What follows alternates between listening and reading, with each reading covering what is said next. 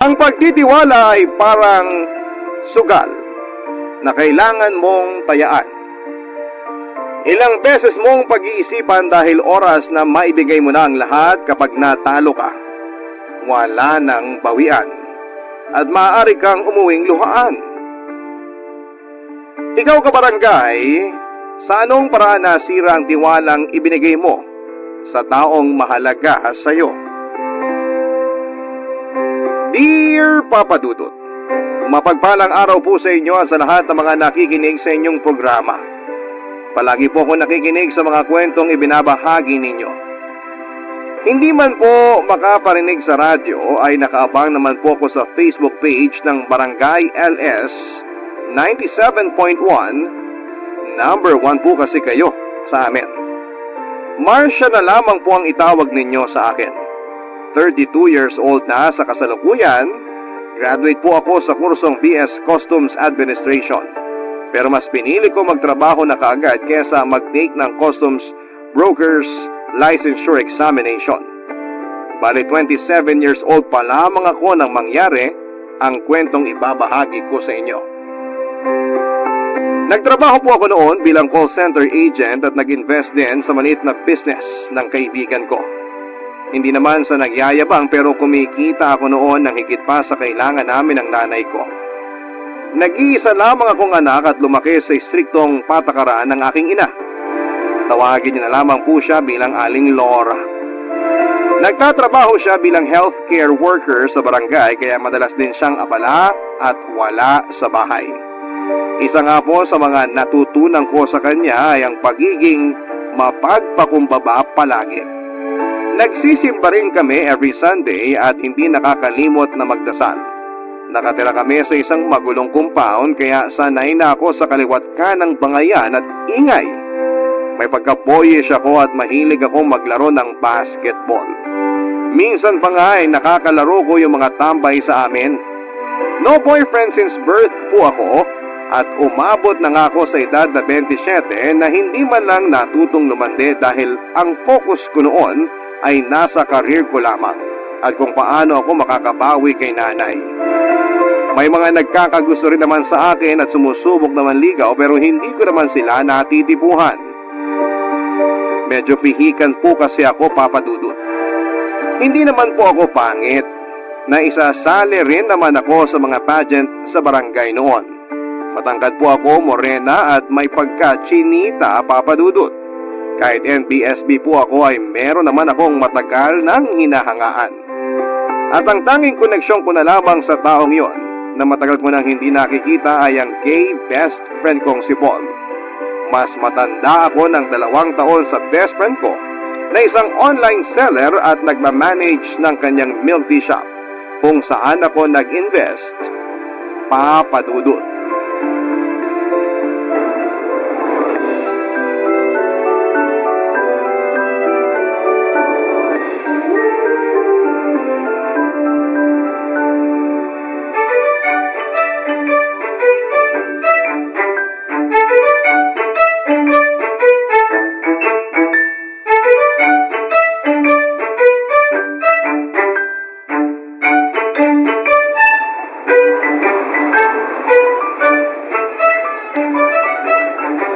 Bakla, nandito ka na naman. Di ba dapat natutulog ka na? Asa ka pang makakatulog ako doon? Sa ingay ba naman ng mga kapitbahay? Hay! So ano, paiikliin mo na lang ang buhay mo kaya di ka na matutulog, ganon. Dami namang sermon. Tinalo mo pa nanay ko ah. Seryoso ako, bakla ka. Kung ayaw mong matulog, maghanap ka na lang ng jowa. Lumandi ka naman. Napaka-boring ng buhay mo, Marcia. Hay! Nasabi ko na sa'yo nagagala ako sa Sunday eh. Sama ka na. Nako, hindi na. Makahanap ka lang ng jojowain. Sobrang happy na ako for you. Kasi naman, 27 ka na, no? Hindi ka na bumabata. Ito naman, ipamukha talaga ang edad. Hindi lang edad. Aba, galawin mo naman ang baso. Baka mag-lock na yung cave mo down there. Sayang naman kung di man lang madidiligan. Alam mo, nakakaloka na yung mga sinasabi mo. Nakakahiyang isipin. Tsaka feeling ko, di pa talaga ako ready para dyan. Gusto ko, ibibigay ko lang yung una ko sa taong gusto at mahal ko. Yung pakakasalan ako. Ang drama naman ng beshi ko. Sige na nga, di na kita pipilitin. Baka mamaya basahan mo pa ako ng Bible verse. Ikaw, yung bunganga mo talaga. Sa ginagawa mo kasi, tatandang dalaga ka na lang talaga. Bigyan mo rin naman ang sarili mo ng pagkakataong pumasok sa isang relasyon. Sumubok ka lang. Hay nako, bahala ka dyan, Paul. Basta ako, masaya na ako sa buhay ko. May boyfriend man o wala. Ay sus, sinasabi mo lang yan dahil wala pang dumarating. Ah, siya nga pala, naalala mo pa si Joshua? Joshua? As in si... Oo, yung kababata nating crush na crush mo noon. Balita ko, nakauwi na raw from Cebu. Nachika sa akin ng nanay niya nung bumili ng milk tea rito. Nandyan daw sa kanila ngayon para magbakasyon. Ano, gusto mo ba siyang makita? Ha? Makita? Ayun, tingnan mo to. Biglang nautal. Siguro may gusto ka pa rin dun, no? Ano ka ba? Wala na kaya. Ang tagal na nun Saka, ang tagal ko na rin siyang di nakikita. Baka mamaya, may girlfriend na pala siya o asawa. Dami naman agad sinasabi. O siya, ako na magsasabi sa'yo. Wala pa. Wala pa siyang jowa. Mag-isa lang naman siya nung umuwi. Nakasalubong ko pa nga kagabi after ko magsara nitong shop. Talaga? Ano? Nagkwento ba siya sa'yo? Sus, yan ba yung wala nang gusto? Mukhang excited ka na makita ulit si Joshua. Paul naman Baka may makarinig sa'yo rito na nakakakilala sa kanya. Nakakahiya. Bakit ba takot na takot ka? Wala namang masama kung magiging close kayo ni Joshua o kahit maging kayo pa. Yun ay kung single nga talaga siya. Sa'yo naman walang duda. Kilalang kilala kita mula ulo hanggang paa.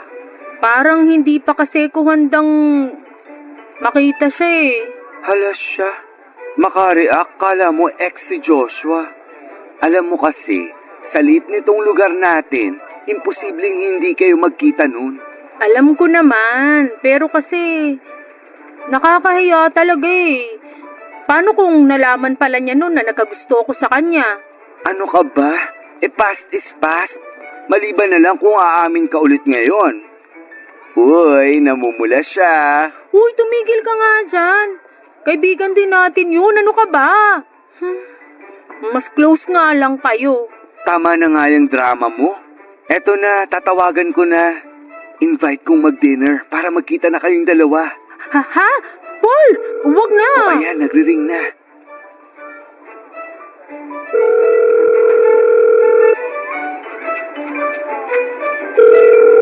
Tagal sumagot ha. Wag na kasi. Ayan na, sumagot na. Hello, Paul? Mukhang na-miss mo ako agad Kakabigay ko lang ng number ko kahapon, di ba? Ano lang, invite sana kita mag-dinner. Pwede ka ba? May gusto lang kasing makakita sa'yo. Paul, ano ba? Sure. Send mo lang sa akin yung details kung saan.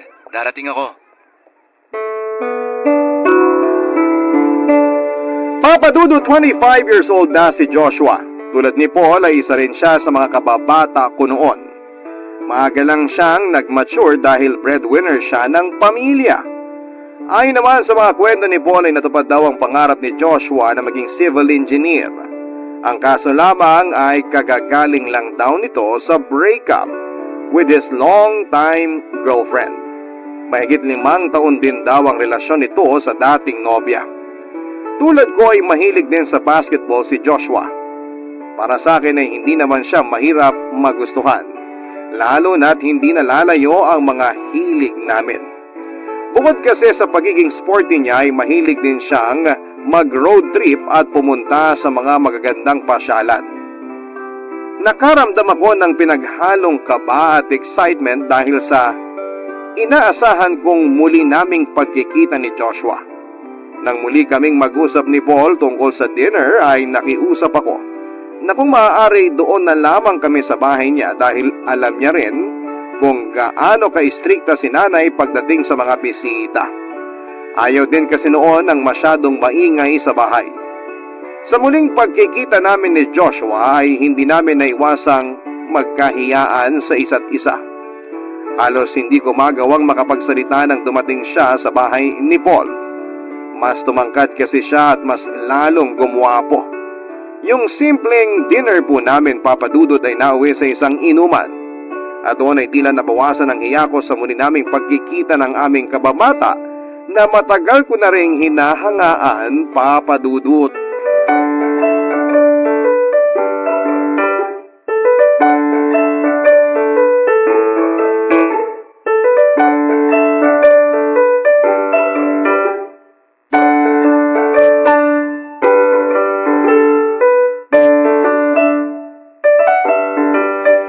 Marami pa akong beer sa ref. Magpakalasing tayo ngayong gabi. Bukas may trabaho na tong si Marcia. Oo nga, sulitin na natin. Mukhang busy ka na naman bukas. Di ka na namin maaabala. Grabe kayong dalawa ah. Siyempre trabaho yun. Dapat focus tayo, di pwede pa istorbo. Sus, trabaho. Kahit nga yata di ka magtrabaho ng ilang buwan, di ka naman magugutom. Parang tong si Papa Josh. Mukhang malaki na rin ang ipon. Kita mo ba yung magandang kotse sa harap, Marsh? Sa kanya yun. Grabe, paldo-paldo na tong frenny natin. Siyempre matagal ko rin pinag-ipunan yun. Alam mo naman pag breadwinner, family first. Di ba, Marcia? Ha? Ah, oo. Grabe ha, ako ang kausap tapos biglang titingin kay Marcia. Iba rin. Saka, kanina pa ako may napapansin sa inyong dalawa. Tagal ko rin kasing hindi nakausap tong si Marcia. Wait, may boyfriend ka na ba? Baka mamaya may magalit dahil nandito ka. Boyfriend? Wala pa rin eh. Pa rin? So, never ka pang nagka-boyfriend? Paano naman magkaka-BF yan? Napaka-istrikta ng nanay niya. Kulang na lang ipasok sa kumbento yang si Marcia. Uy, Paul, huwag ka namang ganyan sa nanay ko. Wala namang masama sa paraan ng pagpapalaki niya sa akin. Yung kawalan ng boyfriend sa loob ng maraming taon, choice ko rin naman yun. Sige na nga, sorry na. Ikaw naman, Joshua, bakit kayo nag-break ng jowa mo? Bakit naman sa akin napunta yung topic? Past is past, di ba? Syempre, ang tagal ka naming di nakita, no? Makikichismis lang naman ng konti sa mga ganap mo sa life. Masama ba yun? Paul, wag na. Masyado na yatang private yun para pag-usapan. Sorry, parang di ko pa kasi kayang pag-usapan sa ngayon. Inom na lang tayo. Sige na nga. Pero ang boring naman kasi kung wala tayong pag-uusapan. Wait, alam ko na. Ibalik na lang natin kay Marcia ang topic. Konti na lang talaga. Masasabunutan na kita. Talaga lang ha? Paano yung sabunot ng mahinhin? Paranas nun. Pero seryoso, Marcia. Bakit nga ba hindi ka pa nagkaka-boyfriend? Wala ka man lang bang nagugustuhan? Sigurado naman ako na may nanligaw na rin sa'yo.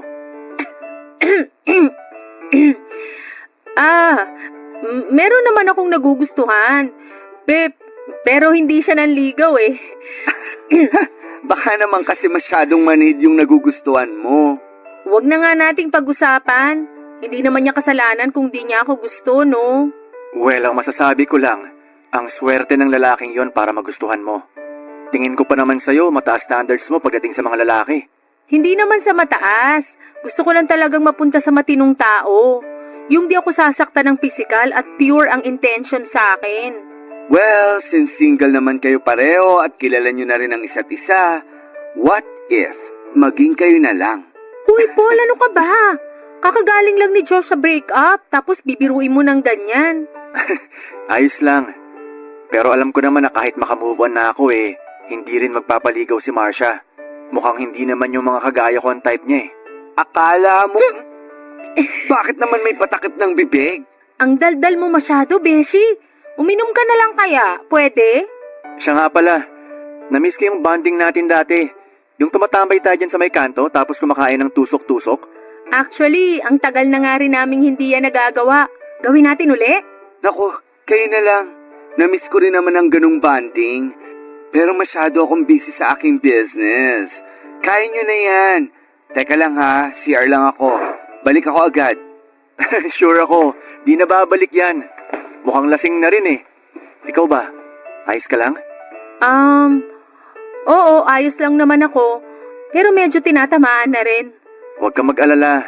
Ihahatid naman kita pa uwi kapag hindi mo na talaga kaya. Salamat ha. Alam mo, tama ka. Mukhang ni Ninja Move si Paul. Tutulugan na tayo nun.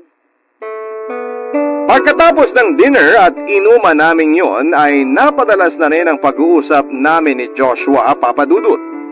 Kwentuhan sa chat, sa tawag at video call. Madalas akong niyayayang lumabas ni Joshua kung saan-saan na rin po kami nakakarating noon. Pareho kaming mahilig mamasyal sa mga malalayong lugar. Hindi ko nga akalain na makakarating pa kami ng Zambales. At para mas magkaroon ng oras ay nag-resign na ako sa trabaho ko. Nag-decide na lamang ako na maging freelance para hawak ko ang oras ko. Aminado ako na habang tumatagal, ay mas lalong lumalalim ang nararamdaman ko para kay Joshua.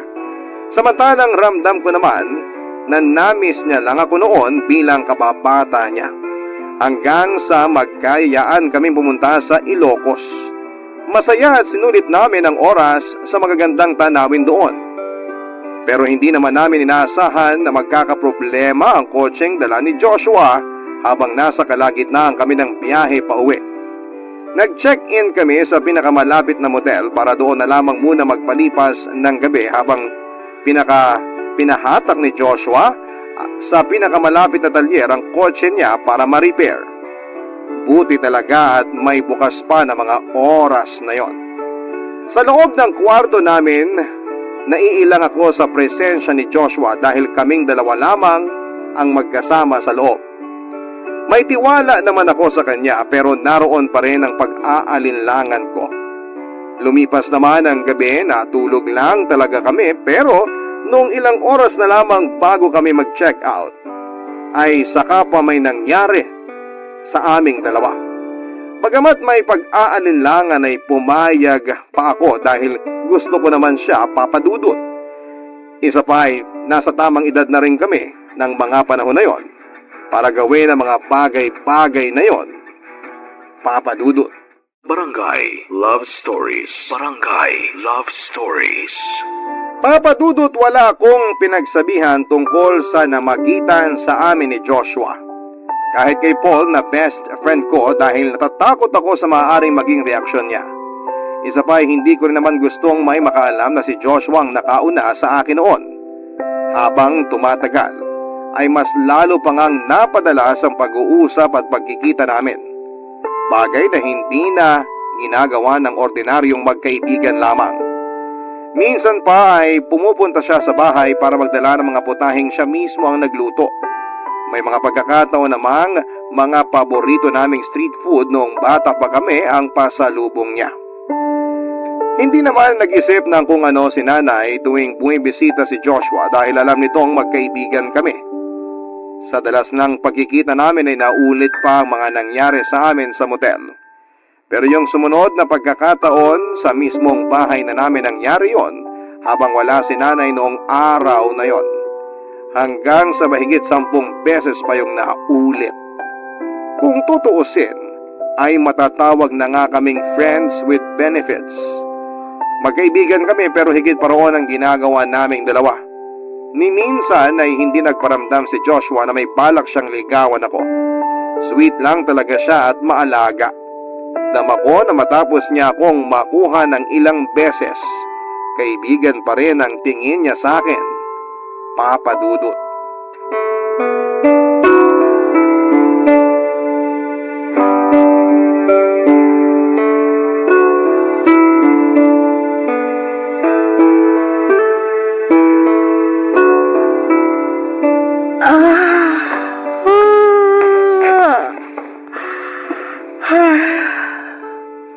Nay, ano pong dinner natin? Magluluto ako ng kare-kare. Gusto mo ba ulit ng vegetable salad? Igagawa kita. Wag na po, Nay. Magra-rice po ako ngayon.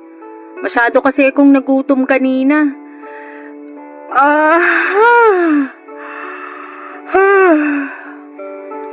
Upo muna ako rito, Nay, ah. Panoorin na lang kita sa pagluluto. Bakit parang antok na antok ka? Ano bang ginawa mo kanina? Trabaho po, Nay. Dami ko po kasing ginawa kanina kaya hindi ako ganong nakatulog. Babawi na lang po siguro ako mamaya. Masyado mo namang sinubsob ang sarili mo sa trabaho, anak. Ayos pa rin naman tayo. Sumusweldo rin naman ako. Kaya huwag mong abusuhin ang sarili mo. Huwag niyo na pong isipin yun, Nay. Ayos lang po talaga ako.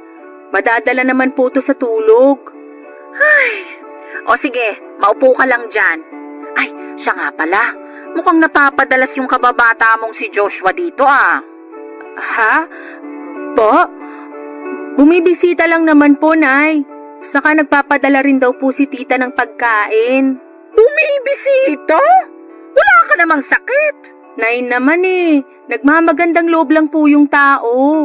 At saka hindi naman po siya nagtatagal dito. Kaya nagtatagal o hindi pa rin magandang tignan na madalas siyang narito sa bahay.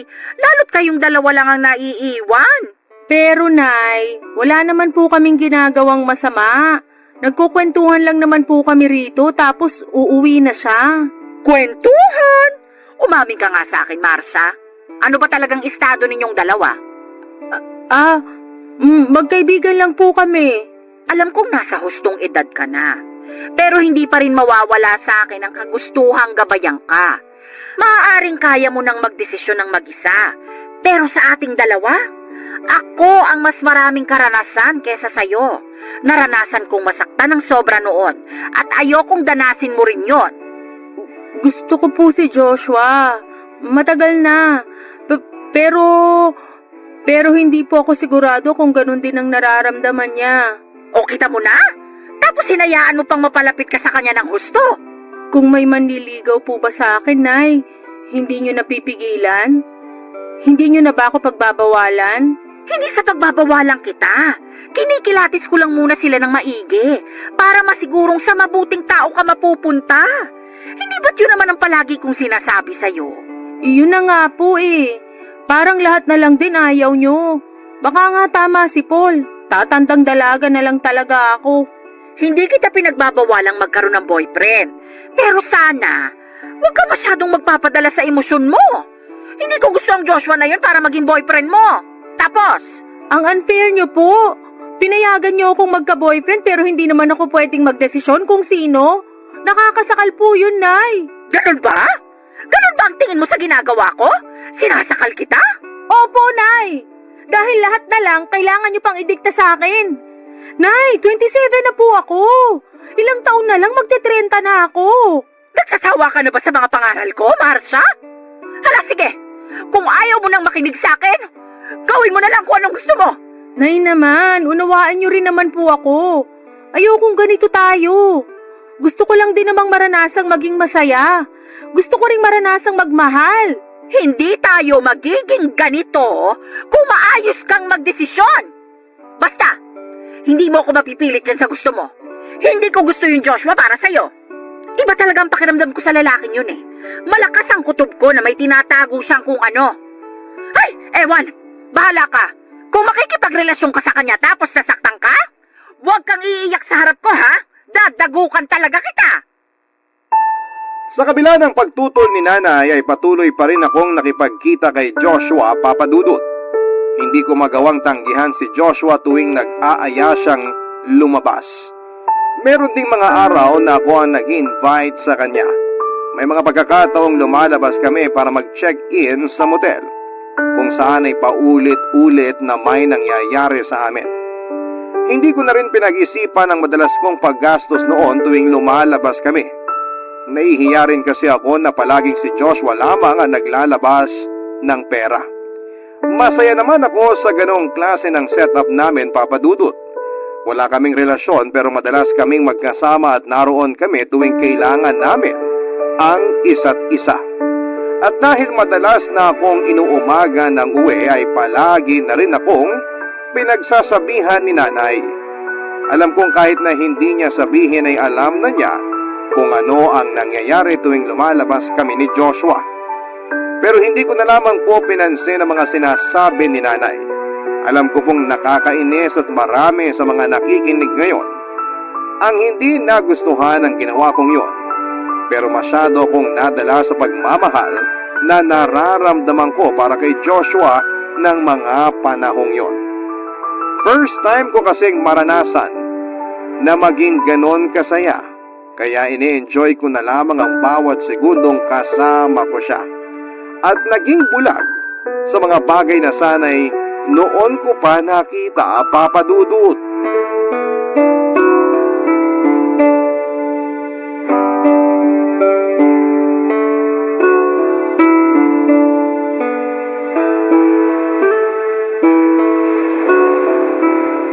Ganda talaga dito sa tabing dagat, no?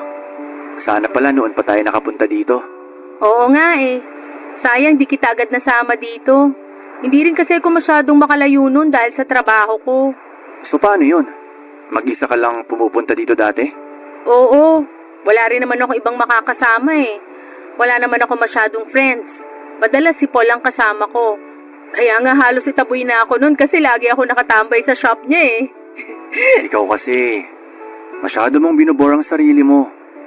Sana pala noon pa ako bumalik para lagi kang may kasama. Ikaw talaga? Paano naman trabaho mo kung lagi mo kong sasamahan? Wala namang problema sa trabaho ko. Tsaka gusto ko talagang sulitin ang bakasyon ko rito kaya ayoko munang isipin ang trabaho. Ikaw, kumusta naman yung bago mong trabaho? Okay naman. Nakakapagpahinga naman ng maayos. Nalilibang din kasi nandyan ka. Ako lang pala yung kulang. Hindi no. Eh, sino ba yung sinasabi ni Paul last time na nagugustuhan mo raw? Ha? Wala yun. Ano ka ba? Nagbibiro lang talaga si Paul noon. Panukso niya kasi lagi sa akin yun. Hindi ako naniniwala. Baka naman pwede mo nang i-share sa akin kung sino. Ngayon ka pa ba mahihiya sa akin? Kung kailan nagawa na natin... Joshua! Huy! Kailangan pa bang banggitin yun? Alin? Yung may nangyari na sa atin ng maraming beses, pero nahihiya ka pa rin sa akin? Nakita mo na nga lahat sa akin eh. Sabi nang wag mo nang banggitin eh. Ito naman, nangahampas pa. Mapanakit ka. Tsaka, bakit ka ba nahihiya? Eh tayo lang naman na nandito. O sige nga, magsasalita ba yung mga bato sa harap natin para i-judge ka? Ayoko na ha. Tama na. Feeling ko talaga lulubog na lang ako sa kinauupuan ko. Napakamahiyain mo naman.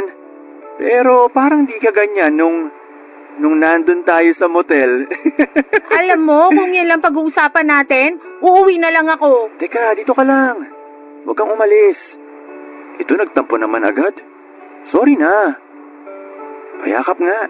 Yakap lang ha. Paano kung may gusto pa ako bukod sa yakap? Sandali. May gusto pala akong itanong sa'yo. Ano yon? Yung ex-girlfriend mo, wala na ba talaga kayo nun? Para kasing lagi kang umiiwas kapag napapag-usapan natin siya eh. Wala na nga kami noon. Nakipaghiwalay na ako bago pa magbakasyon dito. Hanggang ngayon ba naman duda ka pa rin sa akin? Hindi naman sa ganun. Gusto ko lang makasiguro. Kasi naman, ilang beses nang may nangyari sa atin. Tapos, ganun na lang ba yon? Anong ibig mong sabihin? Ano ba talaga tayo, Joshua? May patutunguhan ba tong ginagawa natin? Ang seryoso mo naman. Siyempre darating din tayo ron. Pero sa ngayon, may iba akong gustong gawin. At sa pagkakataong to, sa loob naman ng kotse ko. Uy, Joshua! Papadudod sa kagustuhan ko na mag-level up naman ang relasyon namin ni Joshua, ay sinimulan ko na mag-effort para sa kanya. Alam kong magkaibigan pa rin kami pero gusto kong maramdaman niya kung gaano siya ka-espesyal sa akin.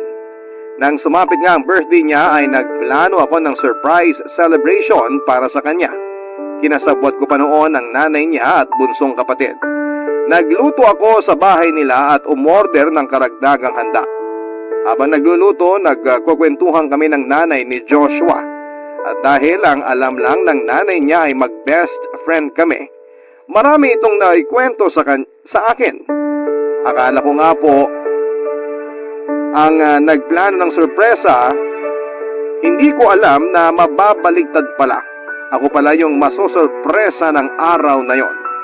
Natuklasan ko na hindi naman pala totoong graduate ng civil engineering itong si Joshua.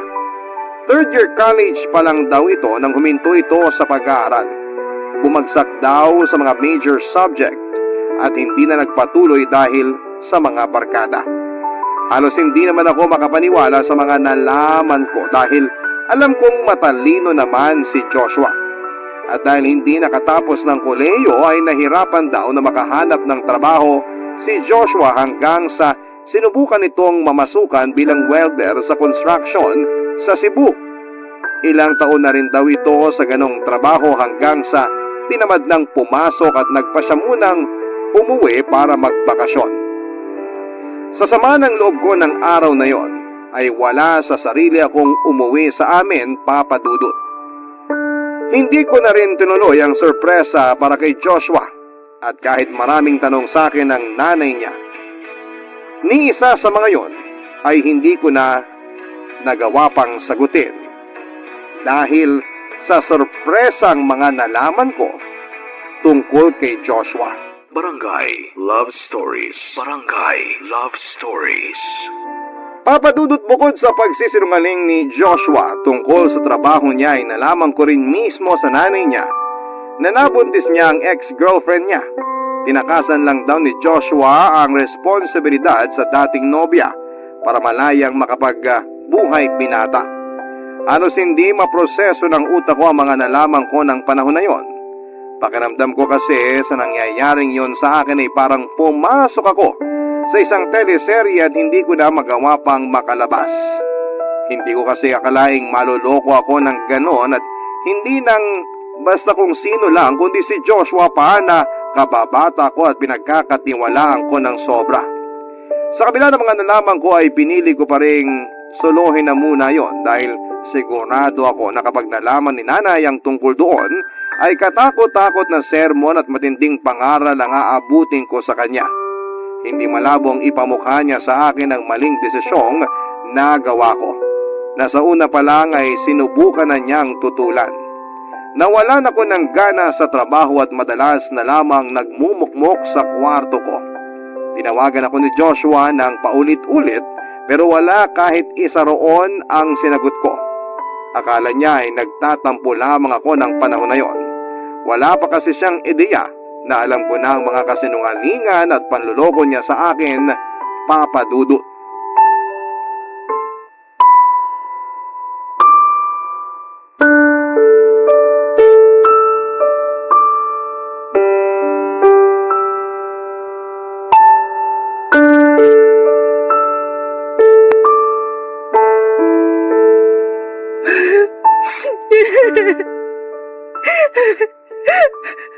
Ang tanga-tanga ko. Ang tanga-tanga ko po. Hindi ko alam kung paano ako nagtiwala sa kagaya niya ng ganon. Ikaw naman kasi. Nagpadala ka sa karupukan mo. Sinungaling siya. Manloloko. Gusto kong pagkakalmutin yung mukha niya. Ayoko na. Ayoko na siyang makita uli. Uy, bakla. Sorry ha. May kasalanan din ako sa'yo. Sana wag kang magalit sa akin. Bakit? Matagal mo na bang alam yon? Ha? Naku, hindi. Hindi sa ganun. Ano lang. Bale, nauna lang ako ng konti na malaman yung totoo. Pero hindi pa naman ganun katagal. Saka, hindi ko kasi alam nun kung paano ko sasabihin sa'yo eh. Lalo na nakikita ko kung gaano ka kasaya kay Joshua. Nagpakabaliw ako sa lalaking yun. Na hindi naman dapat nangyari kung nakinig lang ako sa nanay ko nung una pa lang.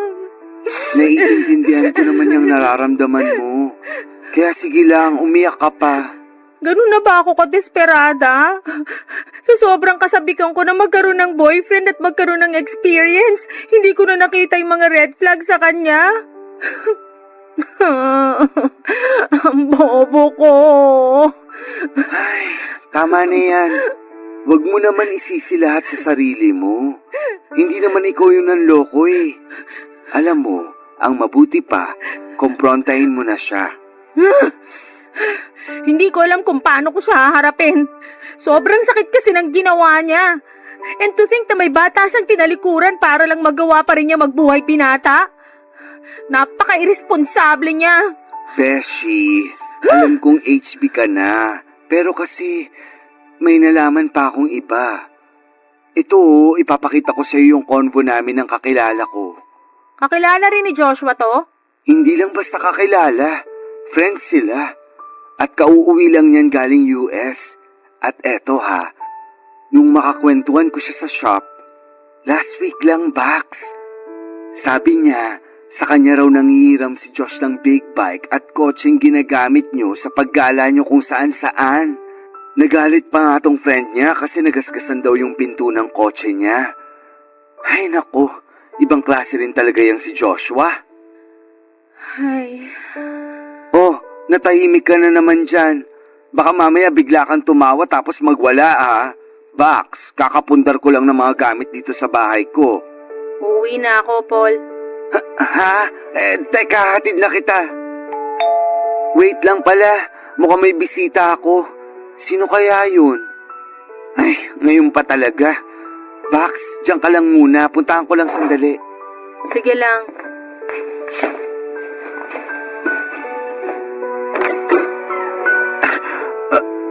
Joshua? Ikaw pala? Anong atin? Pasensya na sa istorbo, Paul. Nandiyan ba si Marcia? Pinuntahan ko kasi siya sa bahay nila. Pero sabi ni tita wala naman siya ron. Baka raw nandito.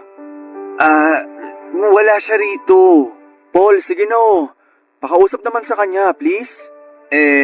Hindi naman ako ang magdedesisyon kung kakausapin ka niya o... Ayun na pala siya. Paul, sige na. Sa labas na lang kami mag-uusap. Okay, sige. Ikaw, Joshua, sumunod ka sa akin. Marcia, ano bang problema? Bakit ayaw mo akong kausapin? Ang kapal ng mukha mong magtanong?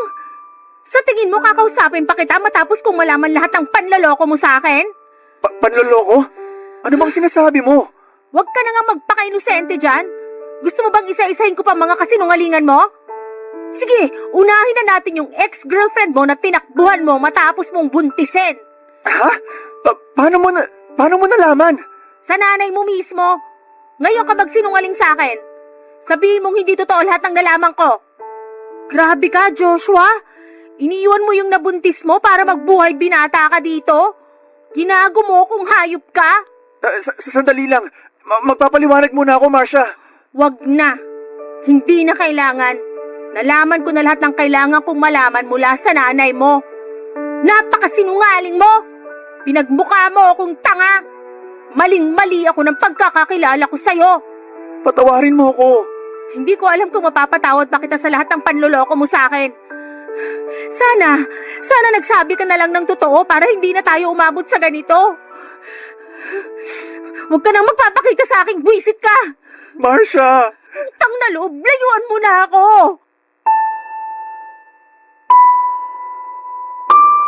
Papadudot sa kabila ng sinabi kong wag na siyang magpapakita sa akin ay patuloy pa rin niya akong pinupuntahan sa bahay para kausapin.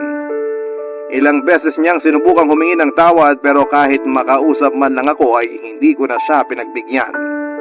Dahil din sa madalas niyang pagpunta sa amin ay nakarating na kay nanay ang mga nangyari. Akala ko noon ay susumpatan ako ni nanay sa hindi ko pakikinig sa kanya. Pero hindi ganoon ang nangyari. Isang mainit na yakap mula sa kanya ang natanggap ko. Doon ko lang napagtanto kung gaano kabuti ang intensyon ni nanay sa pagtutol niya noon sa kagustuhan kong makipagrelasyon kay Joshua. Pero nangyari na ang mga nangyari kaya tinanggap ko na lamang ang pagkakamali ko. Para makaiwas kay Joshua ay naghanap na lamang ako ng trabaho na malayo sa kanya. Pumayag naman si nanay na mag-solo na muna ako dahil nasa tamang edad na rin naman daw ako. Palagi akong tumatawag doon kay nanay para mangumusta at paminsan-minsan naman ay binibisita ko siya. Pero kahit na anong iwas ang gawin ko, Papa Dudut, ay tadhana na mismo ang nagtulak para muli kaming magkita ni Joshua matapos ang 2 taon.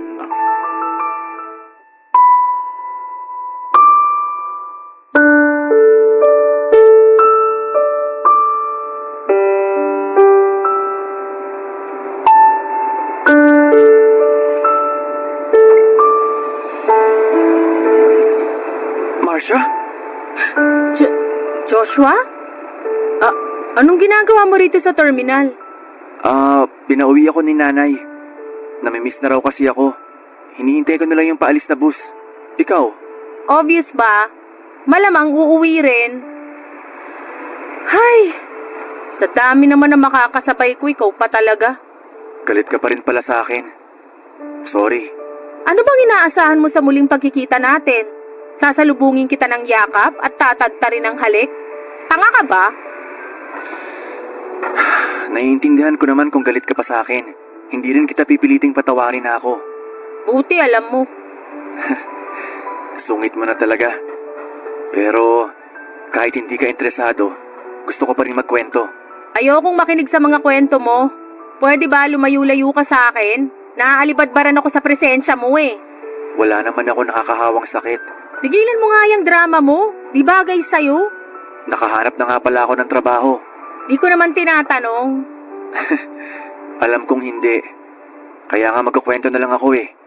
Tsaka para na rin di ka mainip habang naghihintay. 30 minutes pa hihintayin natin eh, bago dumating yung bus. Siguraduhin mo lang na may sense yung kwento mo ha. Kasi kung wala, lumipat ka na ng pwesto. Yung malayo sa akin. Ang sungit talaga. Parang ibang Marcia na tuloy yung katabi ko. Masungit pero maganda pa rin. Ano ba? Hindi ako nakikipagbiruan sa'yo ha.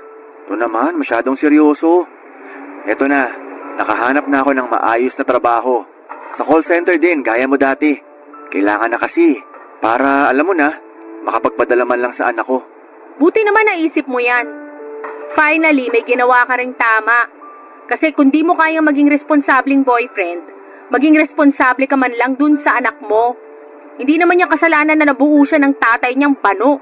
Alam ko naman na kasalanan ko talaga na nakabuntis ako ng wala sa oras. Na-realize ko na rin lahat ng pagkakamali ko. Kaya salamat, ikaw yung nagpa-realize sa akin ng mga nagawa kong pagkakamali. Kahit di dahil sa akin, kailangan mo talagang akuin mga pagkakamali mo. Ang tanda mo na, isip bata ka pa. Tama ka, naging isip bata nga ako. Kaya sorry talaga, Marcia. Alam ko na hindi madadaan sa sorry lang yung nagawa ko sa'yo. Pero sana, okay pa rin sa'yo na maging magkaibigan tayo. Ha? Seryoso? Ito na nga lang nakausapin ka, labag pa sa kalooban ko, tapos makikipagkaibigan ka pa? Style mo rin, bulok. Sige na oh. Hindi mo naman ako kailangan kausapin lagi. Kahit wag mo ako pansinin. Yung malaman ko lang na tinuturing mo pa rin akong kaibigan, malaking bagay na para sa akin yun. Sobrang bigat pa rin kasi ng nararamdaman ko. Galit na galit pa rin ako sa sarili ko sa nagawa ko sa'yo. Arte ah? Deserve mo naman talagang mabigatan. Laki kaya ng kasalanan mo sa akin. Pasalamat ka nga kasi iniwasan lang kita. Kung sa ibang babae mo ginawa yon, baka pinahiya ka pa sa social media. Kaya nga sising-sisi ako. Kasi napakabait mo para lokohin lang. Kung tutusin nga, ang swerte na magiging first boyfriend mo kung sakali. Kung nagtinulang sana ako sana yun eh. Pero hindi ko rin kaya noon na maglakas loob na ligawan ka. Kasi nga, alam mo na. Pwede ba? Huwag mo nang ipaalala yun. Naiirita na naman ako sa'yo eh. Kung gusto mo makipagkaibigan pa rin sa akin, tuloy mo na lang yung maganda mong ginagawa. Maging responsable kang ama sa anak mo at mag-focus ka na lang sa pamilya mo. Gagawin ko yun, Marcia. Hindi lang para sa sarili ko. Hindi para sa anak ko o para sa pamilya ko. Para na rin sa'yo. Ipapakita ko na nagbago na ako hanggang sa kaya mo na talaga akong patawarin. Di mo na kailangang sabihin sa akin yan. Gawin mo na lang. Baka matuwa pa ako sa'yo. Basta, salamat talaga. At sorry ulit. At dahil naka-move on na rin naman ako sa nangyari ay pinatawad ko na si Joshua para na rin sa ikakatahimik ng konsensya niya. Pumayag din ako na makipagkaibigan pa rin sa kanya pero hindi na kami tulad ng dati. Ang mahalaga ay natuto na siya sa mga pagkakamali niya at kahit paunti-unti ay nagagawa na niyang itama. Papadudot noong araw na nagkita ulit kami ni Joshua sa terminal ng bus ay 1 taon na lang at magte-30 na ako. Pero wala pa rin akong nagiging boyfriend. Masyado kasi akong lapitin ng mga cheater at playboy. Buti pa nga ang BFF kong si Paul, nakatagpo na siya ng gwapo at maalagang boyfriend. Pero 3 buwan lang mula nang muli kaming magkita ni Joshua ay may nakilala ako sa isang dating site. Lisensyadong civil engineer siya at nag-match naman kami sa mga hilig namin, lalo na pag-usapang tusok-tusok. Sa pagkakataong yon ay sinigurado ko muna na lahat ng sinabi niya sa akin ay totoo at hindi gawa-gawa lamang. Dahil nadala na talaga ako noon kay Joshua at matapos lang ang ilang buwan naming pagdidate ay ipinakilala na niya ako sa mga magulang niya. Hindi ko na rin naman pinatagan ang panliligaw niya dahil pareho lang naman kami ng nararamdaman para sa isa't isa. Hindi ko po akalain na sa kabila ng mapait at pinagdaanan ko sa first love ko ay makakahanap pa ako ng lalaking matino. Papadudot sa mismong araw na sinagot ko ang first boyfriend ko ay saka naman dumating ang isang malungkot na balita sa akin. Wala na raw si Joshua. Naaksidente raw ito habang nagmomotor. Umuwi ako sa probinsya para makiramay sa pamilyang naiwan niya. Kasama ko ang boyfriend ko noon at sa kabila ng pagluluksa ay naging masaya naman para sa akin ang nanay ni Joshua. Nagpasalamat pa siya sa akin noon dahil sa halip daw na gantihan ko ang ginawang panluloko ng anak niya ay mas pinili ko na lamang na magpatawad. Sa ngayon ay masaya po ako sa love life ko, Papa Dudut. Engaged na rin kami ng boyfriend ko at malapit ng ikasal. Maraming salamat po, Papa Dudut, sa pagbabahagi ng kwento ko at maraming salamat din sa lahat ng mga kabarangay natin na nakinig at taus-pusong nagpapasalamat din po ako sa Barangay Love Stories para sa pagkakataong may bahagi ito. Hindi masama ang magpaganda at maging maalaga sa sarili. Ang mahalaga ay masaya ka at walang tinatapakang tao sa klase ng buhay na iyong pinili. Ikaw, kabarangay, paano mo ipinakikita ang pagpapahalaga mo sa iyong sarili? Dear Papa Dudut, mapagpalang araw po sa inyo at sa mga kabarangay nating laging nakatutok sa inyong programa. Dante na lamang po ang itawag ninyo sa akin, Tubong Pangasinan. Libangan na po namin ang pamilya ko ang pakikinig sa Barangay Love Stories bukod sa panonood ng mga programa sa GMA 7. 58 years old na po ako sa ngayon at yung kwento ko naman ay nangyari 13 taon na ang nakakalipas. Pangingisda na po ang naging hanap buhay ko noon mula nang makapagtapos ako ng high school. Meron din akong kapatid na itago na lang natin sa pangalang Mando. 10 taon ang agwat naming dalawa. Pareho kami na napilitang magtrabaho sa murang edad pa lamang at hindi na nakapagtapos pa ng pag-aaral dahil ulilang lubos na kami. Maputi naman ako noon, Papa Dudut, at masasabi ring magandang lalaki. Pero nasunog na lamang ang balat ko sa araw dahil sa klase ng trabaho ko. Noong una ay maliit lang ang kinikita ko sa pagsama sa pangingisda. Maliit lang kasi ang bangkang ginagamit namin, pero sa katagalan ay nadagdagan na rin naman yon nang isama na ako ng tiyuhin ko sa laot. May-ari siya ng malaking fishing boat at siya rin ang operator nito. Nang panahong yon, Papa Dudut, ay may kinakasama na ako. Amor na lang ang itawag namin or natin sa kanya. 11 taon ang agwat namin. Dalaga pa siya nang makilala ko at mukha pang mas bata kesa sa edad niya. Mahilig kasi siya sa mga nabibiling beauty products. Maganda siya at maganda rin ang hubog ng katawan. Nahirapan nga ako na ligawan siya noon dahil marami akong naging karibal sa kanya. 2 taon pa lang kaming nagsasama ni Amor, Papa Dudut. At dahil palagi akong nasa laot ay siya lang ang naiiwang mag-isa sa bahay, kasama ang mga alaga kong aso na sina Patik at Brownie. Hindi pa man kami nagsasama ay alaga ko na ang mga yon. Inaabot naman ng 1 linggo o higit pa yung pangingisda namin, Papa Dudut.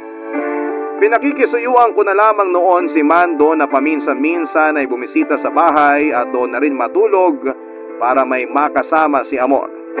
Pero dahil sa trabaho nito ay bihira lang din itong makauwi. Konduktor kasi ng bus si Mando. Kadalasan ay doon na ito nakikitulog sa bahay ng kasamahan nito sa trabaho. Hindi naging madali para sa akin na palagi akong malayo kay Amor, Papa Dudut. Pero tiniis ko ang lahat para makaipon at nakontento na lamang sa ilang araw na nagkakasama kami noon bago umalis para muling sumama sa pangingisda, Papa Dudut.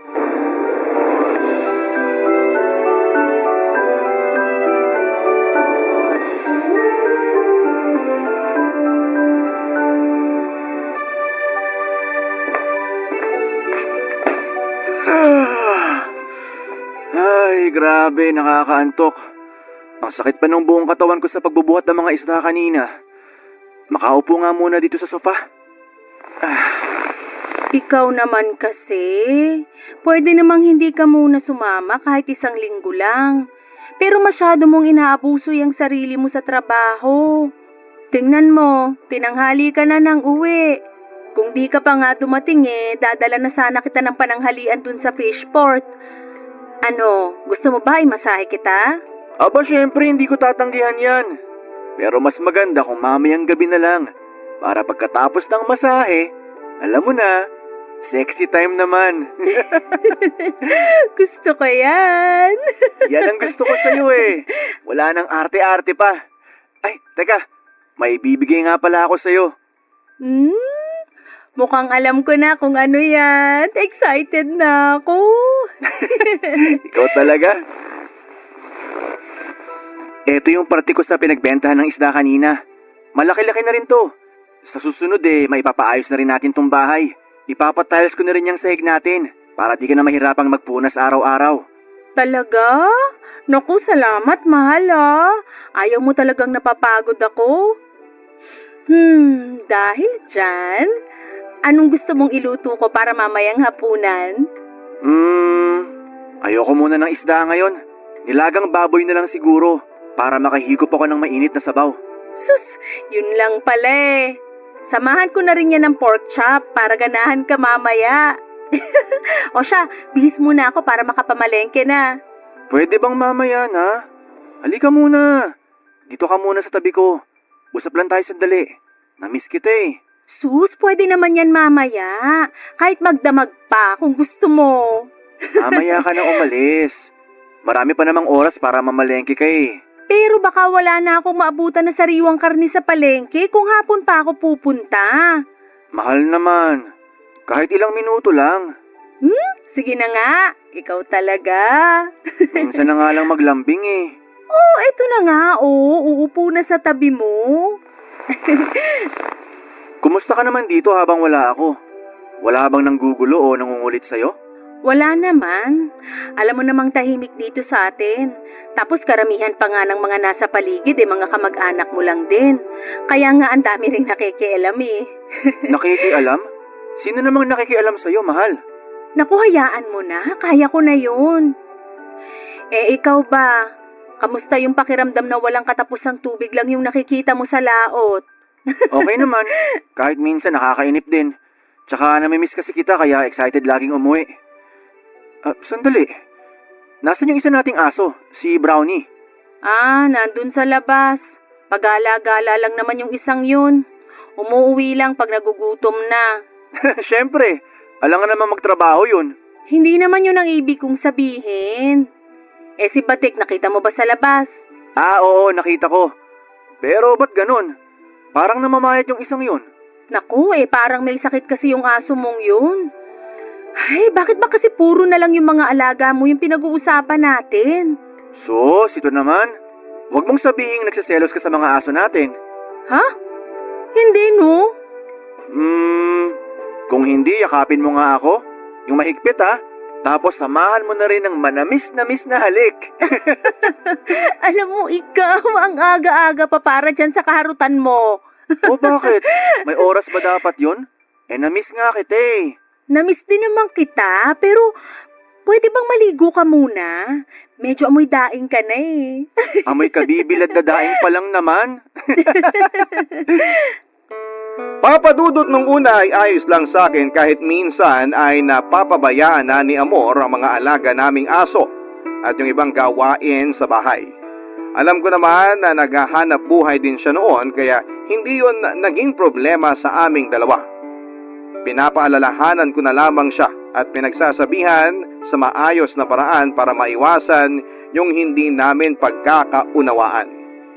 Noong sunod na uwi ko naman ay pinahinto ko na siya sa pagmamanicure para hindi na niya kailangang pumunta sa kung saan-saan para maghanap ng customer. Katwiran ko naman noon ay sapat na yung kinikita ko sa pangingisda para sa aming dalawa, kaya hindi na niya kailangang magtrabaho pa. Pero kahit nasa bahay na lamang siya at wala nang ibang ginagawa ay naging pabaya pa rin siya noon, papadudot. Bukod pa roon, ay may mga pagkakataon din na umuuwi ako na hindi si Amor ang naaabutan ko sa bahay, kundi yung mga kalat na mukhang ilang araw nang hindi nalilinis. Tuwing tinatanong ko naman siya kung saan siya pumupunta ay lagi niyang inililihis ang usapan. Nagtanong-tanong ako sa iba kong kamag-anak na kapitbahay lang namin noon kung may alam sila sa madalas na pag-alis ni Amor. At hindi ko nga inaasahan nang sabihin nilang madalas nang nakikita sa sugalan ng kinakasama ko. Bagay na kahit minsan ay hindi niya nabanggit sa akin. Doon ko na rin nalaman, papadudot, ng perang iniipon namin ay unti-unti na niyang inuubos sa pagsusugal.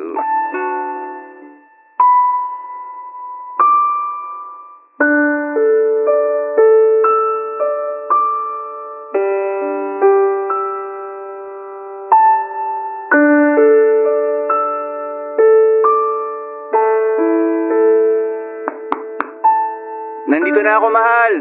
Pabukas naman ang pinto. Nako, mukhang wala siya rito ah. Bubuksan ko na nga lang. Teka, nasa na nga ba yung susi ko? Eto.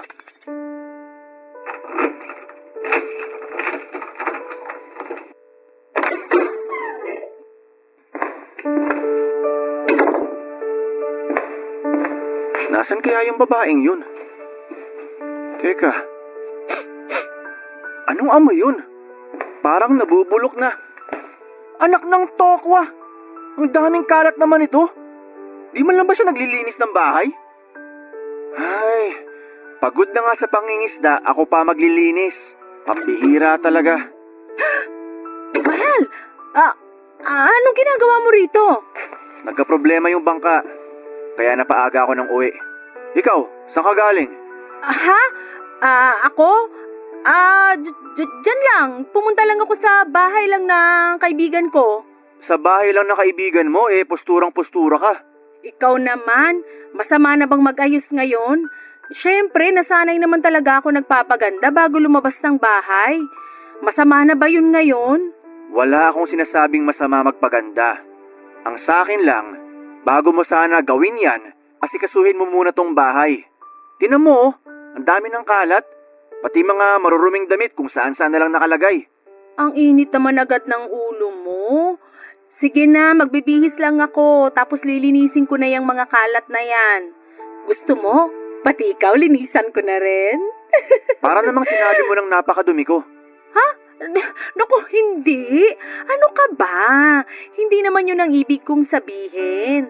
Bakit ba kasing init-init masyado ng ulo mo? Magtatanong ka pa? Ikaw kayang umuwi ng pagod na pagod, tapos dadatnan mong walang tao sa bahay, tapos ganito pa kakalat. Mahala, medyo nakaka-offend na yan. May inaasikaso lang kasi talaga ako, kaya lagi akong wala dito sa bahay. Ano ba yung inaasikaso mo? Yung para sa bago kong negosyo. Nagpapaluwagan kasi kami ng kaibigan ko para mapaikot pa yung perang iniipon natin. Di ba't sinabi ko naman sa'yo na hindi mo na kailangan gawin yun? Ako nang bahala sa mga gastusin dito sa bahay. Oh, yung mga aso wala na naman. Buhay pa ba ang mga yon? Ano kasi, si Batik hindi na umuwi rito. Si Brownie naman nandun sa likod ng bahay.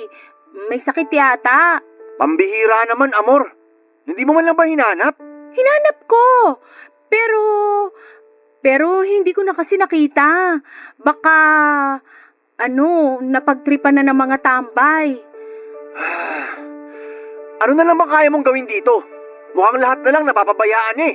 Pasensya ka na. Alam mo namang wala akong hilig sa mga hayop eh.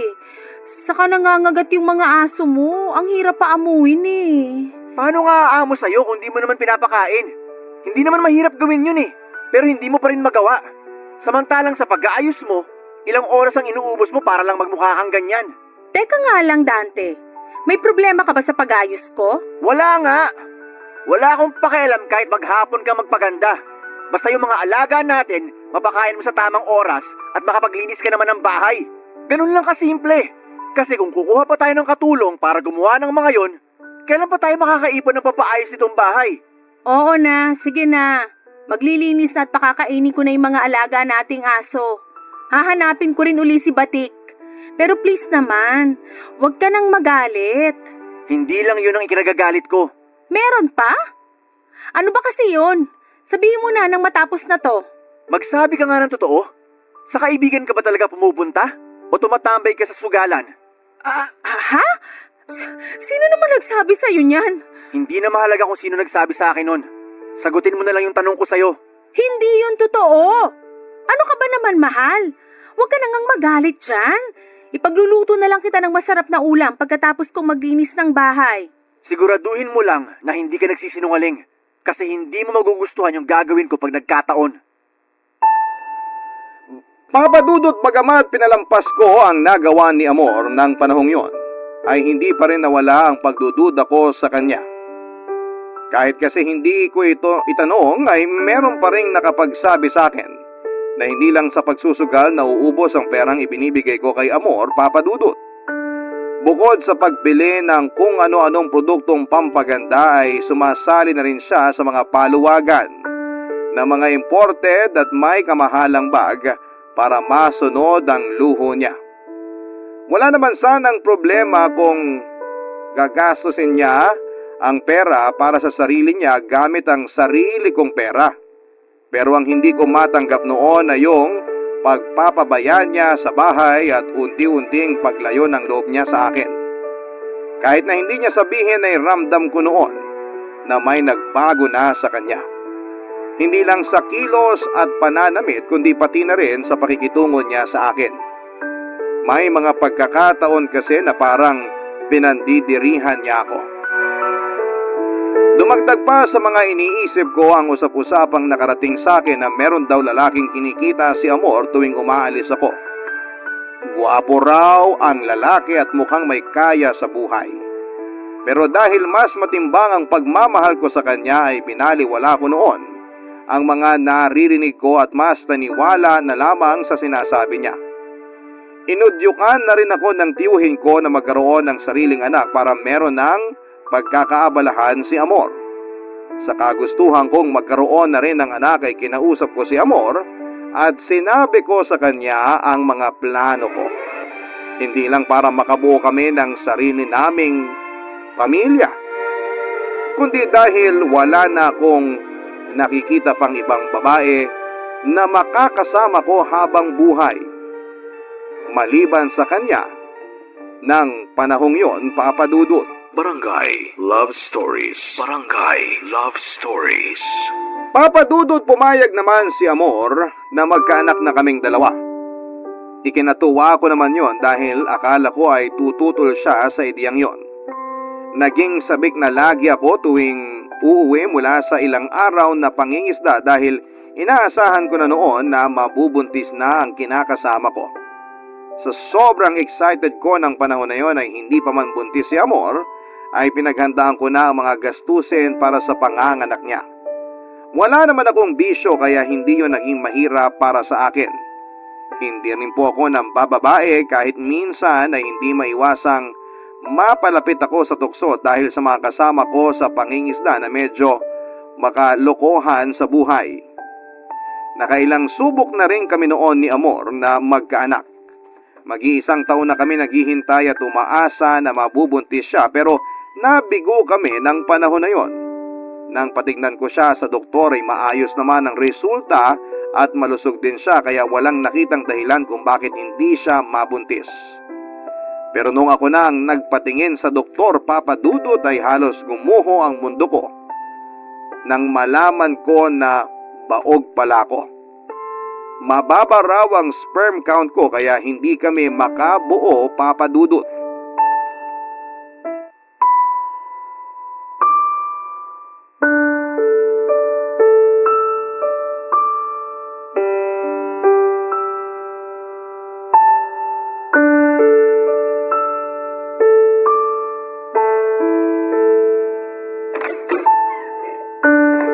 Ay, sa wakas, nakauwi rin.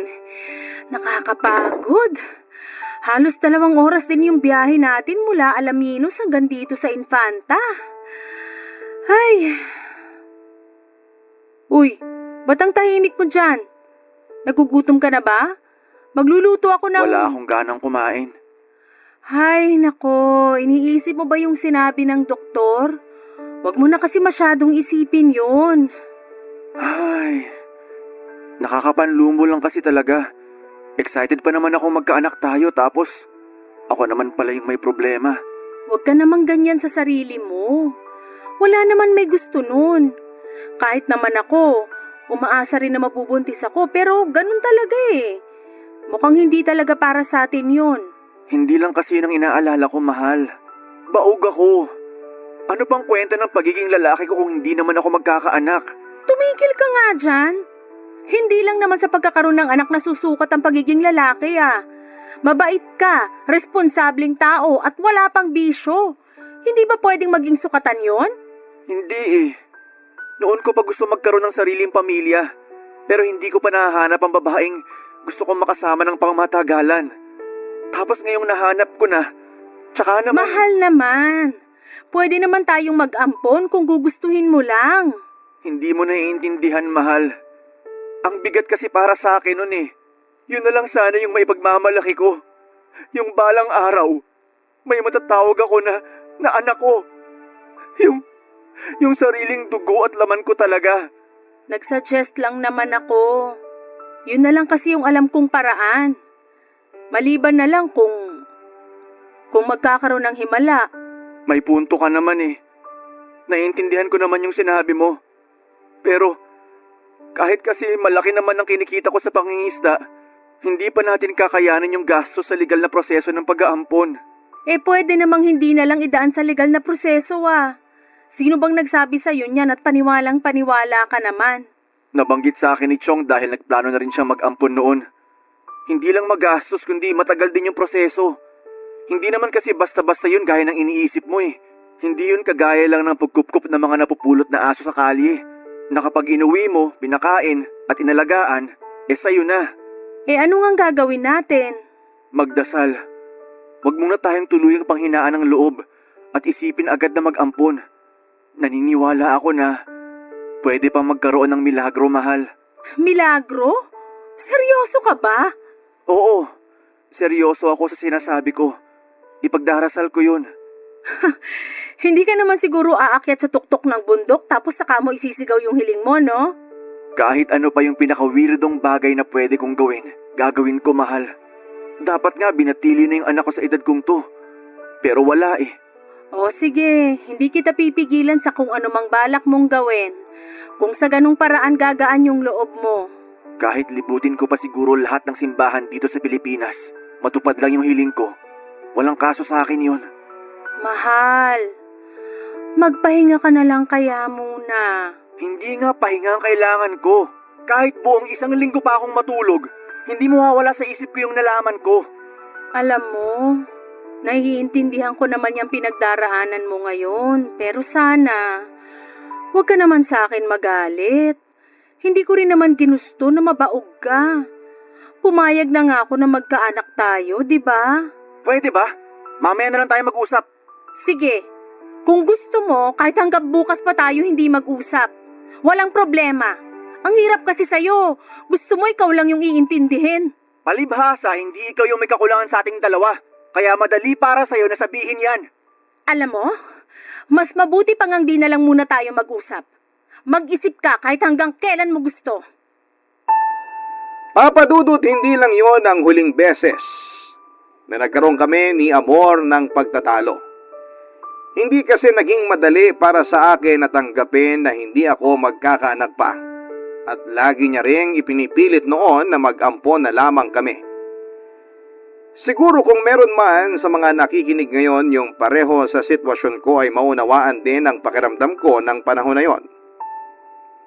Para kasi sa isang tulad ko na gustong magkaanak, parang katapusan na ng mundo nang malaman ko na baog ako. Ilang araw din akong hindi makausap ng maayos at nawalan din ng ganang sumama kina Chong sa pangingisda. At dahil naiintindihan naman nila ang sitwasyon ko ay hinayaan na muna nila akong magpahinga ng ilang linggo. Malungkot din ang naging Pasko at bagong taon namin dahil wala akong ganang mag-celebrate pa ng panahon na yon.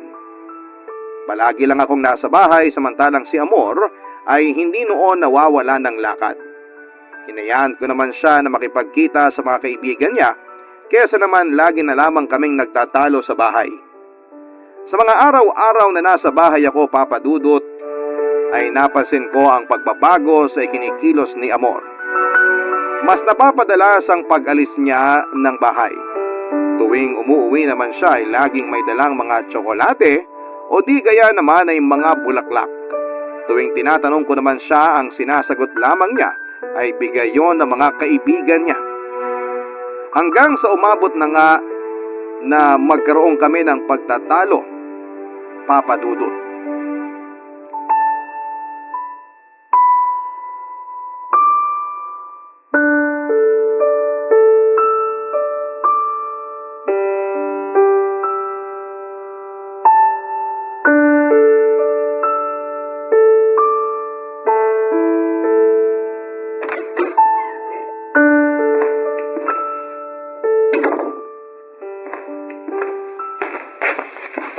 Saan ka na naman galing? Nagkayayaan lang kami ng mga kaibigan ko.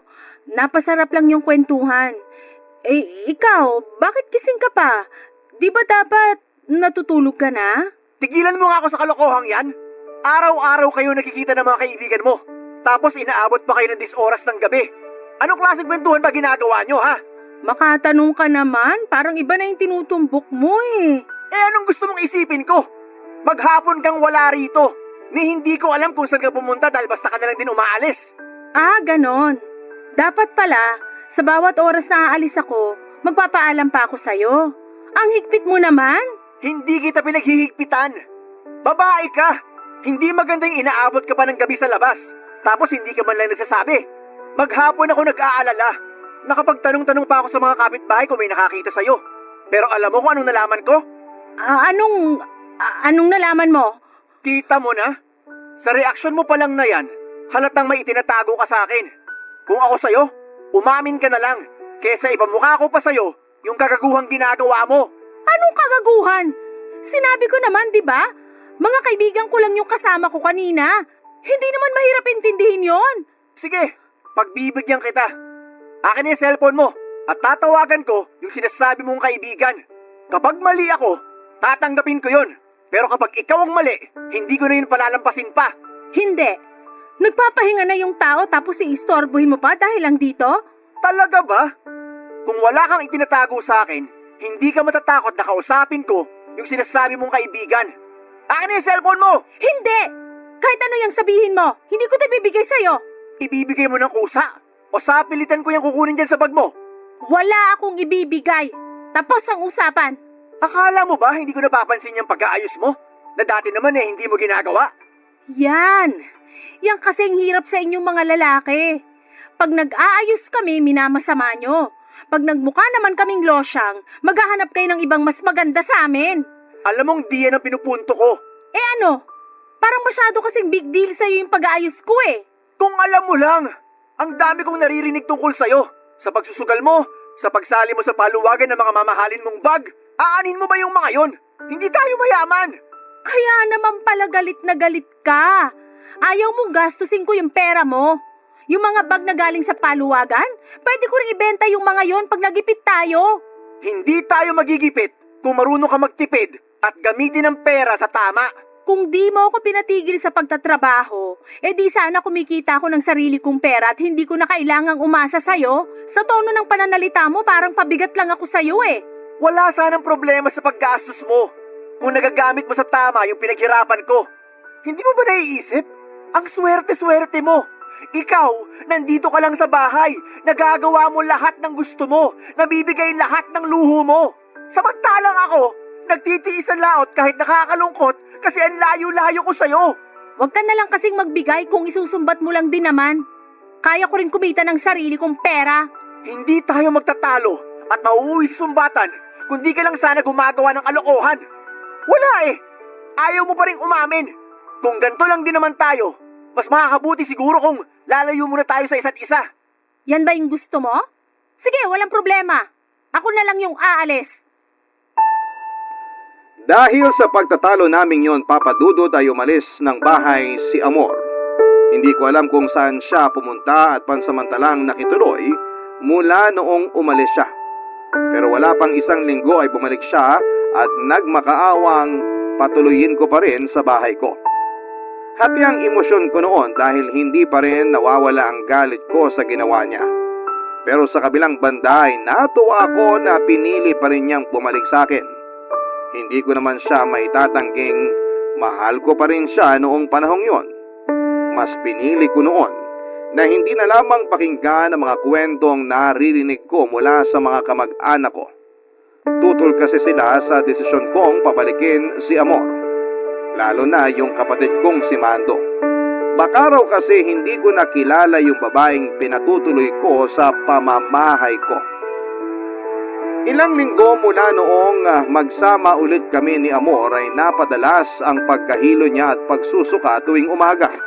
Bukod pa roon ang ilang palatandaan na maaaring buntis nga siya ng panahong yon, Papa Dudut. Barangay Love Stories. Barangay Love Stories. Papa Dudut, natuwa ako nang makumpirmang buntis si Amor. Sa pag-aakalang nagkaroon nga ng himala kahit napatunayan ng bahog ako. Batid kong yung iba sa mga nakikinig ngayon ay naiinis sa paraan ng pag-iisip ko ng panahon na yon. Pero naging bulag ako sa posibilidad na hindi ko anak yung dinadala ni Amor. Dahil na rin siguro yon sa matinding kagustuhan ko na maging isang ama. Noong malaman ni Mando ang tungkol sa pagbubuntis ni Amor ay agad itong naghinala. May pagkakataon daw kasi noon na habang nasa laot ako ay naaabutan ni Mando na walang tao sa bahay tuwing uuwi ito kahit 10 oras na ng gabi.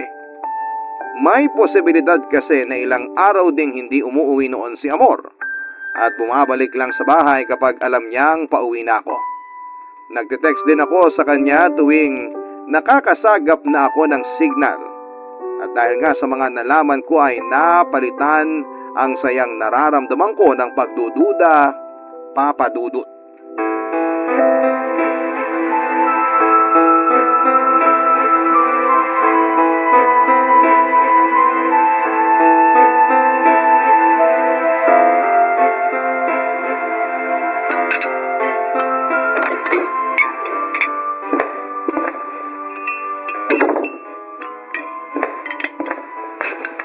Oh, mahal. Nandiyan ka na pala. Halika na, naghahanda na ako ng Sa hapunan. tingin mo makakakain pa ako? Matapos kong malaman yung tungkol sa mga kalandian mo habang wala ako? Ano na naman ba yun? Pwede ba? Huwag ka na magmaang-maangan pa. Dahil marami na rin nakakita sa'yo na kung sino-sinong lalaki nakakasama mo tuwing wala ako. Paulit-ulit na lang tayo, Dante. Wala nga akong lalaki. Baka yung nakita nilang kasama ko nung araw na yun yung kasali rin sa paluwagan. Paluwagan? Huwag mo nga akong ginagago. Paluwagan ng bag? Sasali yung mga lalaking nakitang kasama mo? Alam mo, ayoko makipagtalo sa'yo. Makakasama pa sa pagbubuntis ko yung ginagawa mo. Alalahanin mo, anak mo tong dinadala ko. Ha? Bakit? Gaano ka ba kasiguradong sa akin yung dinadala mo, ha? Baka naman bunga na yan ang kalandian mo. Sige na, huwag ka nang mahiya. Aminin mo na kung sino yung ama ng bata. Wala akong kailangang aminin sa'yo. Ikaw ang ama ng batang to at hindi kung sino lang. Akala ko ba gustong-gusto mo maging tatay? Oo, gusto ko maging tatay. Pero hindi sa paraang sasaluhin ko yung bunga ng kalandian mo. Hanggang kailan mo ba ipipilit na hindi ikaw yung ama nito, ha? Naduduwag ka na ba? Kaya pinapasa mo na lang sa iba yung responsibilidad mo? Wala akong ipinapasang responsibilidad. Alam mo sa sarili mo na hindi ako ang ama niyan. O baka naman hindi mo na rin alam kung sino sa kanila. Tumigil ka na! Sumusobra ka na sa mga binibintang mo sa akin! Anong akala mo sa akin? Pokpok na basta na lang titihaya sa kung sinong makakasama ko? Nakita ka ng tiyahin ko. Nadatnan ni Mando na walang tao dito sa bahay, dis oras ng gabi, at ilang beses pa yung naulit. Sige nga, ipaliwanag mo yun ngayon. Makikinig ako. Baka sakaling paniwalaan ko pa yung kasinungalingan mo. Ano? Di ka na makapagsalita? Kasi, totoo. Totoo lahat ng mga sinasabi nila tungkol sa'yo. Pagod na ako. Kaya kung may ginawa ka, umamin ka na lang. Hindi yung pinagmumukha mo pa akong tanga. Sabihin mo na lang sa akin yung totoo. Bakit naghanap ka pa ng iba? Sorry. Nadala lang ako ng tukso. Eh di inamin mo rin. Bakit ka natukso? Dahil ba mas gwapo sila at mas mabango? Hindi. Huwag ka nang mahiya. Sabihin mo na lang yung totoong dahilan. Hindi ka nga nahiya nung nalalaki ka eh. Huwag ka na magpanggap na mahiya ka pa dyan sa katawan mo. Sige.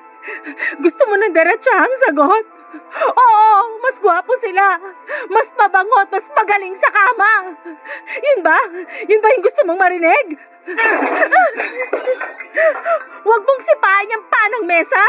Sa akin gagalit, di ba? Alam mo kung bakit ako nagkakaganito? Kasi yung katwiran mo. Alam mo naman kung anong trabaho ko.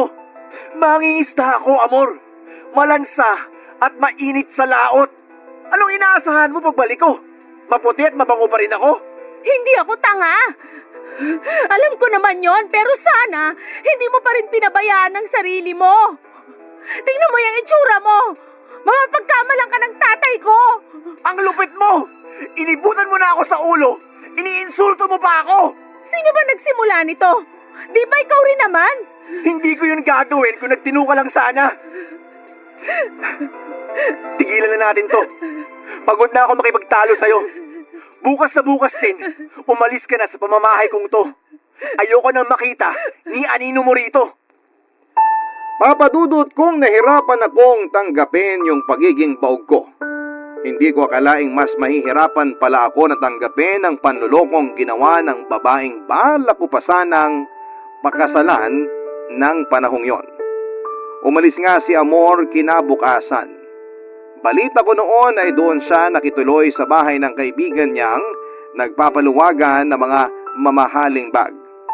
Bukod doon ay wala na akong iba pang balita tungkol sa kanya. Mula noong mawala siya sa bahay, aminado po ako na nami-miss ko pa rin ang presensya niya. Nasanay kasi ako noon na siya ang lagi naghahanda ng pagkain namin. Sa pagkawala niya sa bahay, siya namang pagbalik ng alaga kong aso na matagal-tagal na rin hindi umuwi. Kahit papaano ay nabawasan ang lungkot na nararamdaman ko noon. Alam ko na tama lang ang naging desisyon kong palayasin siya para ipamukha ang panlulokong ginawa niya sa akin habang nagpapakahirap akong magtrabaho para sa aming dalawa. Pero may parte sa akin na pinagsisisihan kong itinaboy ko siya. Dahil na rin siguro mahal ko pa rin siya noon sa kabila ng lahat ng maling nagawa niya. Hindi ko inaasahang babalik siya sa akin makalipas lang ang halos 1 buwan mula nang palayasin ko siya. Paulit-ulit siyang humihingi ng kapatawaran na hindi ko naman kaagad ibinigay. Tinanggap ko siya at muling pinatuloy sa bahay ko, papadudot. Wala na raw kasi siyang ibang matutuluyan kaya nakiusap na lamang siya sa akin kung pwedeng makituloy pansamantala. Marupok man akong maituturing ng panahon na yon, ay hindi ko na lamang yon inisip. Lalo na't nadala na rin ako sa awang nararamdaman ko nang malamang tinakasan siya ng lalaking nakabuntis sa kanya. Alam ko rin kasi na hindi siya babalik sa akin at makikiusap na patuloyin kung may iba pa siyang malalapitan.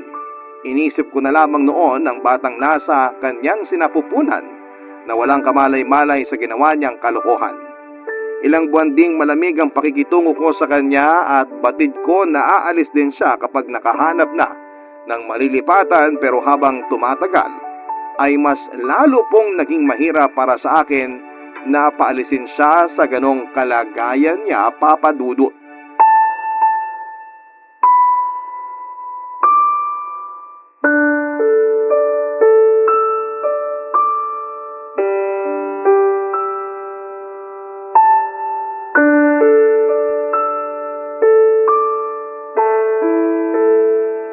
Mamaya mo na ituloy yung pagtutupi mo ng mga damit. Mag-almusal ka na muna rito. Nagtimpla na ako ng kape. Mamaya na lang ako. Mauna ka na. Anong oras ka pa matatapos dyan? Kaya mag-almusal ka na muna. Hindi rin maganda sa buntis na nagpapalipas ng gutom. Sige. Salamat ha. Medyo hirap ka na sa pagtayo ah. Oo. Maselan kasi tong pagbubuntis ko, kaya kahit 5 buwan pa lang medyo hirap ng kumilos. Sa susunod, hayaan mo na lang yung ibang mabibigat na gawain dito sa bahay. Gawin mo kung ano lang yung kaya mo. Dito ko na muna pauuwiin si Mando para may makakasama ka tuwing aalis ako. Pwede ka rin magpatulong sa kanya sa paglilinis dito. Ha? Naku, wag na. Kaya ko naman. Tsaka nakakahiya naman sa kapatid mo kung maaabala ko pa siya pagod din yun sa trabaho. Hayaan mo na. Nakausap ko na siya kahapon.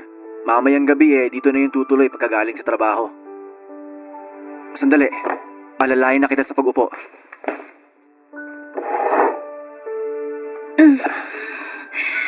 Salamat. Kumain ka ng marami ha.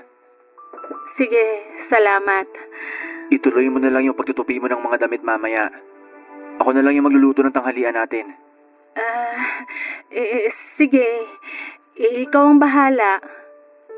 Nga pala, tuloy pa ba yung paglipat mo? Oo, tuloy naman yun. Ano kasi, kulang pa yung naitabi kong pera para sa pangrenta. Pasensya ka na kung natagalan na ako rito sa bahay mo. Huwag ka mag-alala. Siguro, mga 1 buwan na lang at makakaalis na rin ako. Hindi naman kita pinapaalis. Naitanong ko lang kasi sabi mo nga, masela niya pagbubuntis mo. Baka lang mahirapan ka kung lilipat ka pa. Pero, paano ka magkakaroon ng bagong girlfriend kung nandito pa rin ako sa bahay mo? Baka maging dahilan pa ako ng... Wala naman akong nililigawan, kaya imposible magkaroon ako ng girlfriend. Ay, wag na nga natin pag-usapan yan. Ganito na lang, wag ka na munang umalis. Wala namang kaso sa akin kahit dito ka tumira hanggang sa makapanganak ka. Tutulungan na rin kita sa gastusin. Tsaka mo na lang ako bayaran kapag kaya mo na. Seryoso ka ba? Ayos lang yun sa'yo? Oo nga. Kaya asikasuhin mo na lang yung sarili mo at yung batang dinadala mo. Wala ka nang kailangan pang alalahanin. Salamat talaga ha. Hindi ko akalain na tutulungan mo pa rin ako sa kabila ng... Yan na naman tayo Nakalipas na yon. Tsaka ayoko na rin pag-usapan pa. Ang mahalaga, maayos ang kalagayan mo at ng batang nasa sinapupunan mo. Napakabait po talaga, Dante. Lalo ko tuloy pinagsisisihan na niloko kita. Sana mapatawad mo pa ako. Alam mo, aaminin ko, mahal pa rin kita sa kabila ng ginawa mo.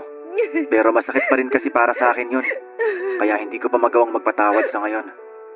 Ikaw, kung makakapaghintay ka, baka sakaling bumalik pa tayo sa dati. Yun kung ako pa rin ang gugustuhin mong makasama. Maniwala ka man o hindi, sobrang pinagsisisihan ko na lahat ng nagawa ko. At kahit tanungin pa ako ng 100 beses, ikaw pa rin yung gugustuhin kong makasama sa buhay. Kung ganon, bigyan mo lang sana ako ng sapat na panahon. Dahil sa oras na patawarin na kita, aayain na kita magpakasal. Kung hindi ka kayang panagutan ng ama niyang dinadala mo, aakuin ko ang batang yan. Aalagaan ko kayo mag-ina. Pero sana hindi ka na maghanap pa ng iba. Hindi na. Promise, hindi na. Magpapakatino na ako. Hindi lang para sa'yo, kundi para na rin sa magiging anak natin. Papa Dudut, tinupad naman ni Amor ang pangako niya na magbabago na siya. Ibinenta na niya ang mga mamahaling bag na nakuha niya mula sa paluwagan at itinabi ang pera para sa panganganak niya. Hindi naman nagtagal ay napatawad ko na rin siya, Papa Dudut. Hindi nga pala talaga ganon kadaling magpatawad kapag mabigat ang naging kasalanan sa iyo ng isang tao. Pero nang panahon na yon ay mas nangibabaw ang pagmamahal ko sa kanya. Doon ko kasi napagtanto na hindi ko pala kayang mapalayo sa akin si Amor. Hindi naman ako nagsisi na binigyan ko pa siya ng isa pang pagkakataon dahil maganda ang naging resulta nito. Lalaki po ang sanggol na isinilang niya, Papa Dudut. At gaya ng pangako ko ay inako ko ang bata at inalagaan na parang isang tunay na anak. Pinalaki namin ito ng maayos at sinuportahan ko naman ang pag-aaral nito. Ikinasal na rin kami ni Amor na magkaroon ng kasalang bayan sa amin. Kaya naman mas tumibay pa ang naging pagsasama naming dalawa. Sa ngayon, Papa Dudut, ay binatilyo na ang anak naming si Leonard. Ipinagtapat naman ng asawa ko ang tungkol sa tunay nitong ama at hindi na yon pinatagal pa. Natuwa naman ako dahil sa murang edad pa lamang ay malawak na ang pangunawa nito. Masaya na rin ako dahil nagkaroon ako ng isang masaya at buong pamilya matapos ang mga pagsubok na pinagdaanan namin ni Amor. Hanggang dito na lamang po ang kwento ko, Papa Dudut. Sana ay nagustuhan niyo po ito at kahit papaano ay kinapulutan din po ng aral. Maraming salamat po sa inyo at sa bumubuo ng Barangay Love Stories. Isang karangalan po na mabigyan ako ng pagkakataon na maibahagi ko ang kwento ko dito sa inyong programa. Number 1 po kayo sa puso naming mga solid ninyong taga-pakinig. Maraming salamat po and God bless sa inyo, Papa Dudut. Ang inyo pong forever kapuso at kabarangay, Dante.